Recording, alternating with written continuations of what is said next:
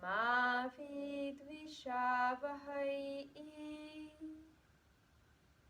Om Shanti Shanti Shanti.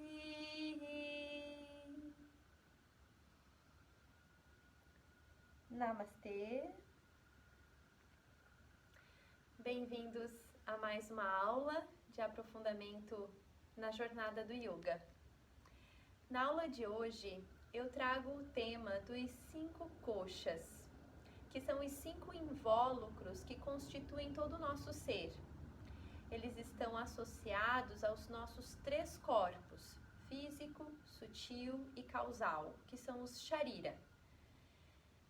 Os koshas, eles aparecem na Taittiriya Upanishad, que é um texto da tradição do Yoga, e eles são 5.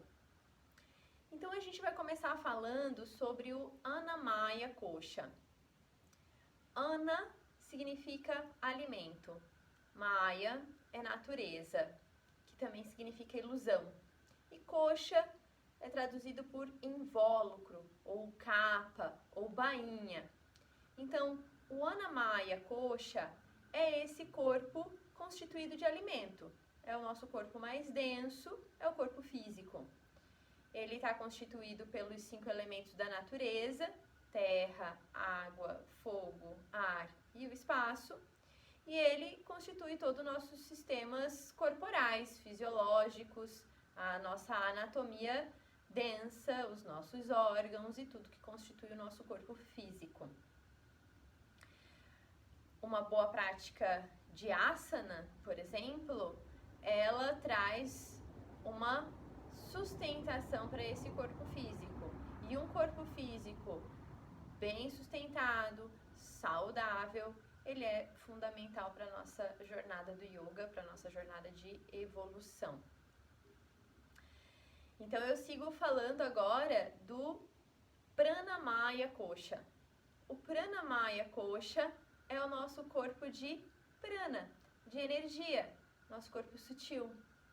Então, prana, energia sutil, maya é a natureza e kosha é invólucro. O Pranamaya Kosha, esse nosso corpo sutil, ele é constituído dos 7 chakras, que são os nossos centros energéticos, 7 centros de energia, constituído pelas 3 nadis, que são os 3 principais canais energéticos ao longo da nossa coluna, e constituído também pelos 5 pranavayus, que são as 5 principais correntes de energia do nosso corpo. Então, o Pranamaya Kosha tem como principal fonte de alimento a nossa respiração. Então, por isso, a nossa prática de asanas, de pranayama, também é muito importante para manter o equilíbrio desse corpo sutil, porque a gente vai expandindo a nossa energia através da consciência da respiração, vai se tornando mais consciente da capacidade de potencializar esse corpo de energia, o que é fundamental para o nosso corpo físico, por exemplo, né? O terceiro kosha é Manomaya Kosha. Manas significa mente, Maya é a natureza e Kosha invólucro. Então, o Manomaya Kosha, ele é constituído dos nossos pensamentos e emoções.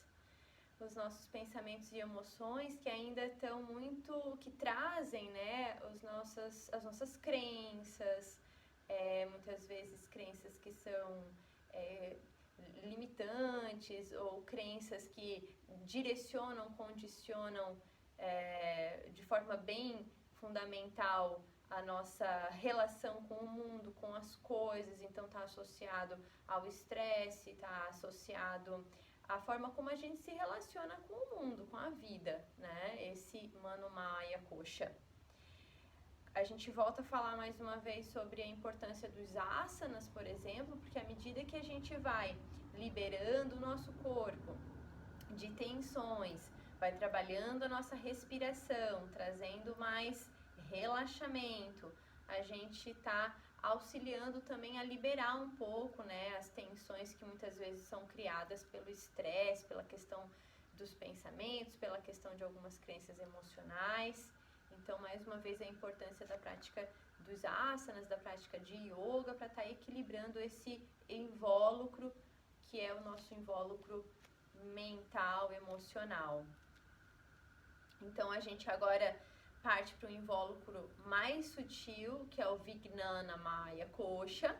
Vig significa sabedoria, Maya, natureza, e Kosha, invólucro. Então, o Vijnana Maya Kosha é o nosso corpo de testemunha, é a nossa mente discriminativa, a nossa capacidade de discernimento.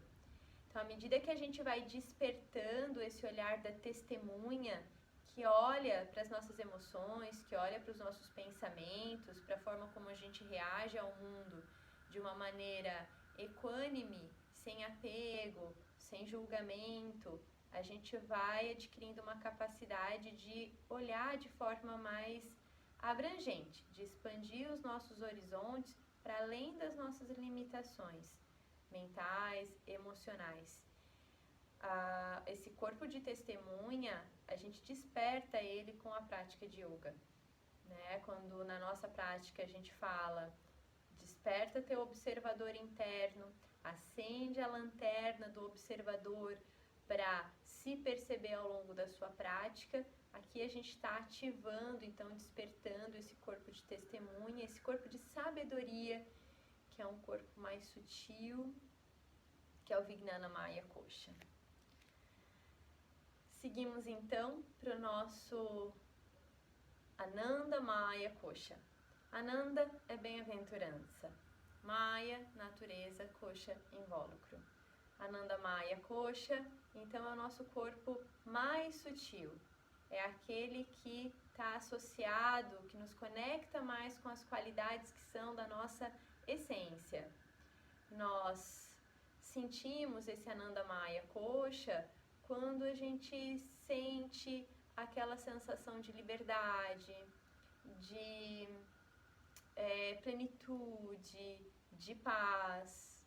Então, Ananda Maya Kosha são as qualidades inerentes à nossa essência. É o nosso corpo mais sutil e é ele que a gente vai despertando cada vez mais a conexão, né, com esse corpo de bem-aventurança, na medida em que a gente vai dissolvendo os nossos padrões limitantes, que a gente vai despertando o nosso olhar da testemunha e cada vez mais, então, vivendo através desse corpo de bem-aventurança, dessas qualidades da nossa essência, né, do nosso ser mais profundo.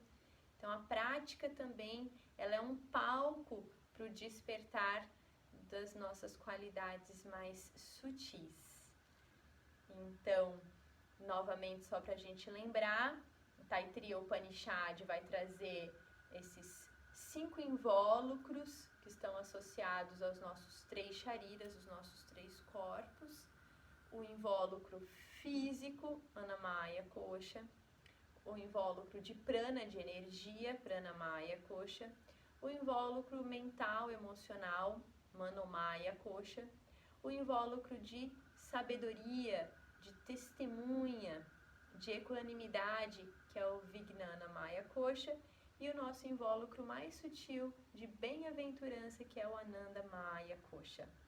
Quando a gente trabalha na prática de yoga, os asanas, a gente está trabalhando todos eles ao mesmo tempo.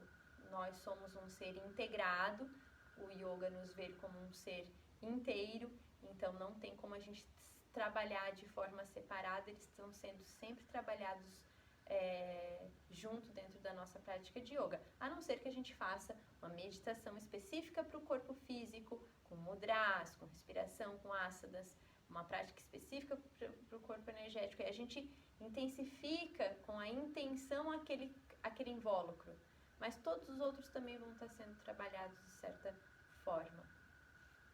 Então, Essa é a nossa aula de hoje. Espero ter trazido mais clareza e entendimento. E essa clareza e entendimento possa te trazer mais consciência na tua prática de yoga. Até a nossa próxima aula. Namastê.